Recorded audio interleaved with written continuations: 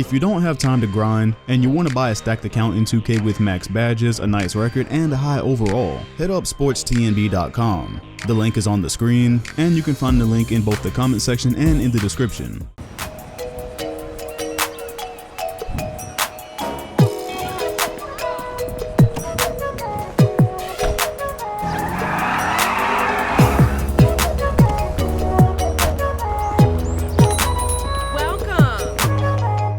My very last off-season video. We made it.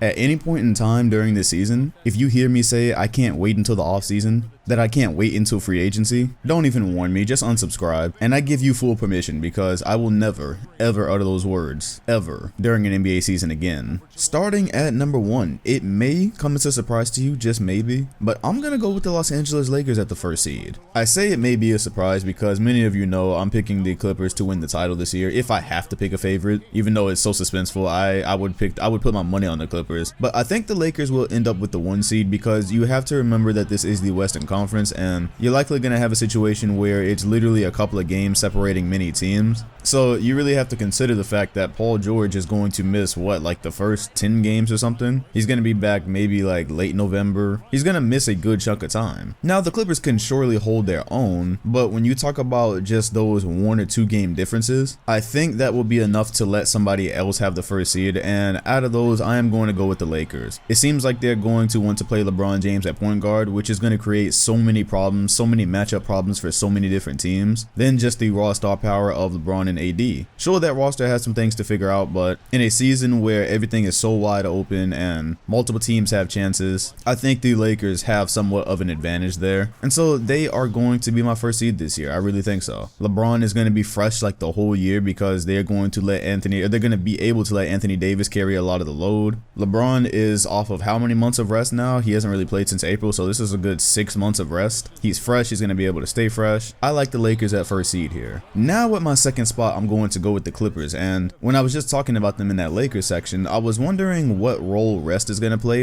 and specifically for Kawhi Leonard, because we already know there's a big management thing that goes on with him because of that condition in his quad. From what I understand, that wasn't just a one-time thing. That's something that's going to stick with him, so I assume they're going to have to rest him sometimes during the season. My only question is, being in the Western Conference, how much will they actually have the ability to do so? They will have Paul George. That helps, right? It's not like a Raptors situation where he was the superstar of the team. Still the best player on the Clippers, sure, but they have another player who at his best can be an MVP candidate, so that might allow Kawhi for some rest. But if they are to go down that route, I do think that will end up costing them some games, and that's why I believe they are likely to end up in the 2nd seed or the 3rd seed or something like that rather than the 1st because of how tight the West is, and they'll be much more focused on the playoffs. So yeah, with their defense and the roster that they have, I still see no lower than a 2 seed for them unless rest just becomes a really big thing or they mess up really bad really early. I'm going to stick with the Clippers a second. I feel very comfortable with that. Now it gets interesting because everybody knew the Lakers and Clippers were going to be 1 and 2 on this list, right? I'm pretty sure a lot of people will go that route.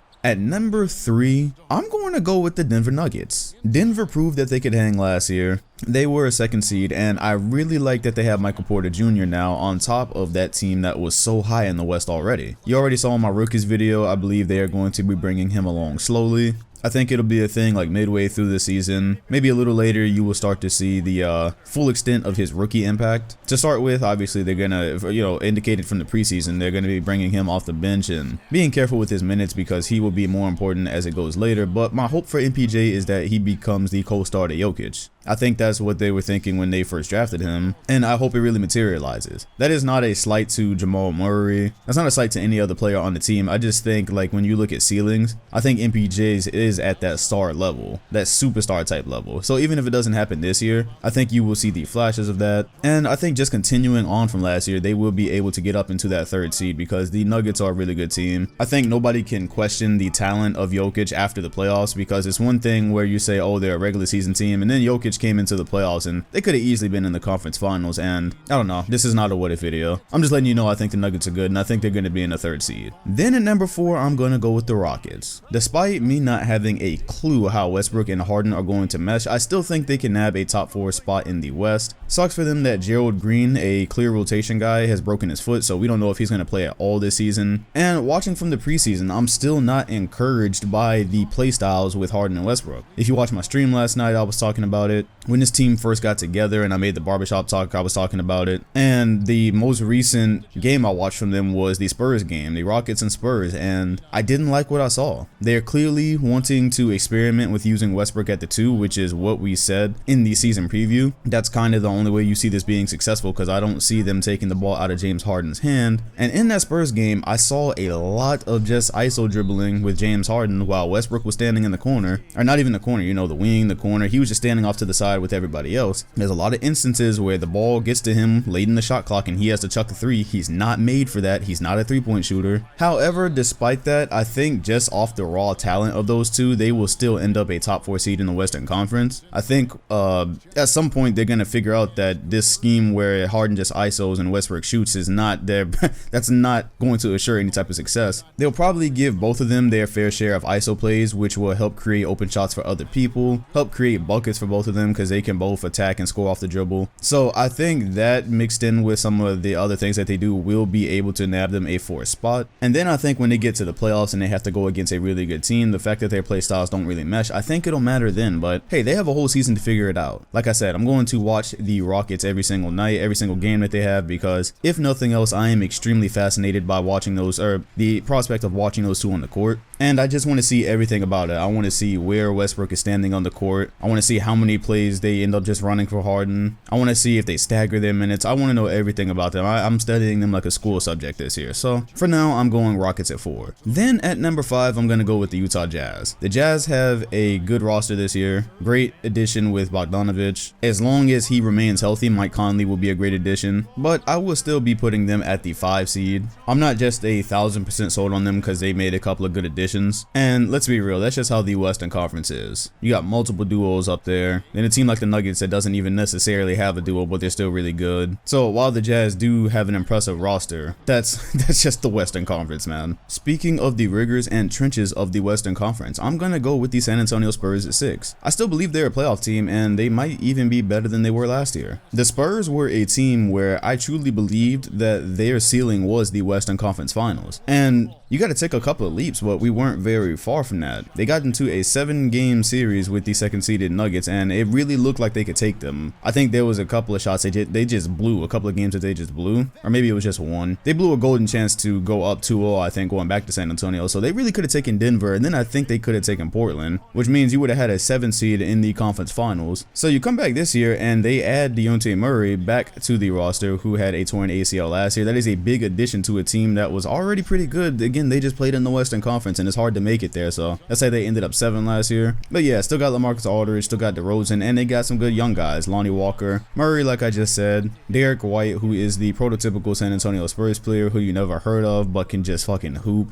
You got Forbes. Yeah, this is still a playoff team to me. And once you get, I forgot to mention, once you get to this part of like 5 through 8, hell, the Spurs could easily end up like an A seed, because this is the part where it's literally like a half a game difference every single year. So at this point, I'm just kind of like placing these teams here, placing the teams that I think are gonna make it. But if I get these right, I might as well play the lottery. That's why I'm picking for 6 though. I really do like the Spurs, and the reason I put them at 6 and not the Blazers, who I am actually going to put 7th, is because again, just charge it to being in the Western Conference. But also, I'm looking at all of these teams, and I still think they're a bit better than the Blazers. They are going to be awaiting the return of Nurkic, who was very important to them last year. I would have actually liked to see how far they could have gone if they had him. You know, actually scratch that. He was probably not the difference in them beating the Warriors. But still, they will be awaiting his return this year. And look, I don't have to feel that bad for not being that high on the Blazers, okay? I'm never that high on them. I don't think their roster is a whole lot better this year. You've got Hassan Whiteside to fill in until Nurkic comes back. Take that for what you will. This roster compared to some of the others in the West, look, if they do better than I expect, then just probably charge that to Damian Lillard being phenomenal, because he has been all this time where they made it to the conference finals last year, and years before that, they just haven't missed the playoffs. So Lillard always has this roster competitive. I think they will be in the playoffs, but I'm just not expecting much from them. I never do. They never give Lillard that player that is going to move the needle on them really being a contending team. I don't think they got that this summer. So him and CJ are going to put up points. They're going to be a competitive team. ultimately, I'm looking at the roster. I feel very comfortable with saying this is going to be like in the bottom half of the West, which again, that's not a bad thing. Bottom half of the West might mean 50 wins this year, so they are my 7th team. To be honest, they could even be 8th, because my 8th that I actually put here is the Warriors. Look, this is not disrespect, it's just not far-fetched in the Western Conference. Good news for them is that Kevon Looney is supposed to be back for the season opener. Bad news is Willie Cauley-Stein is still suspected to miss the entire month of October, which is really just the first week of the season. But point is, we don't actually know when he's going to be back yet.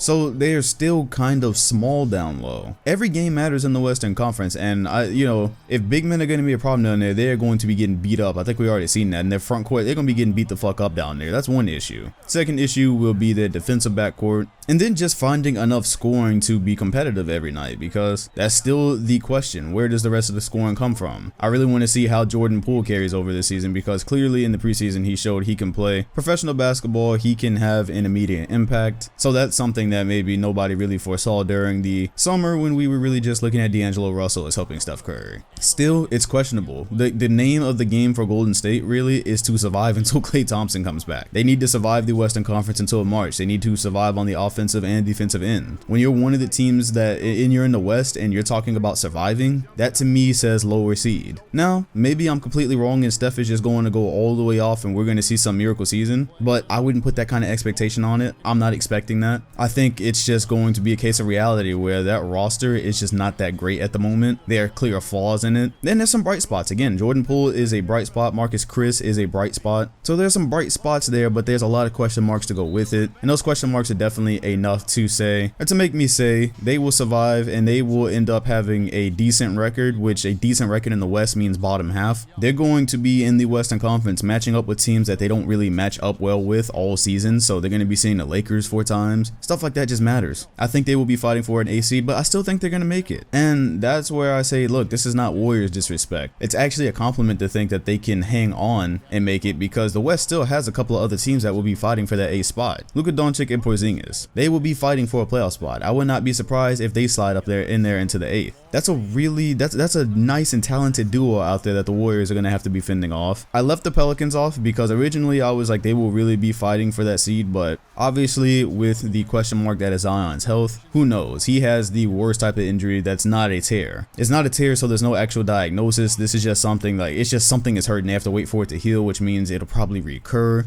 And he was everything for the Pelicans. So while they still may fight for the A seed, they're already at a disadvantage there. You have a team like the Kings, who their question will end up being defense, because I don't think there's any question they'll be able to score. But still, they will probably be fighting for the A seed or somewhere just around it, maybe hanging around. And yeah, I've been saying routinely that the Western Conference has 10 playoff worthy teams when they're all healthy. And that's just the ones that you just look at and say are playoff teams. That doesn't account for maybe another team down there doing better than we thought they would. Hell, it might be even be 11 if you look at it. So if you think I'm disrespecting the Warriors, no. Whoever has that A seed is going to be having to play keep away for like the entire season. I don't think anybody's going to be able to rest. That's another thing that's significant there. As much as they're going to be asking Steph to do, there is no load management for him this season. There's absolutely no load management for any important piece of that team. I think that's going to be a bit of a shell shocker. There's going to be no just chill out, we just take this game off. Nah, if you're trying to vie for that A seed, you are going to have to play keep away. So there are my Western Conference standings. Let me know how yours compare. Let me know how it stacks up. Who do you think is going to make the A seed? How do you think this order is going to go? Leave that in the comment section below. Also, make sure to hit the like button, comment, and sub if you enjoyed, and hit the bell next to my name if you want notifications on videos, because I am going to be blasting videos off this season. I've been waiting for a long time. Thanks for watching, and I'll see you all on the next one.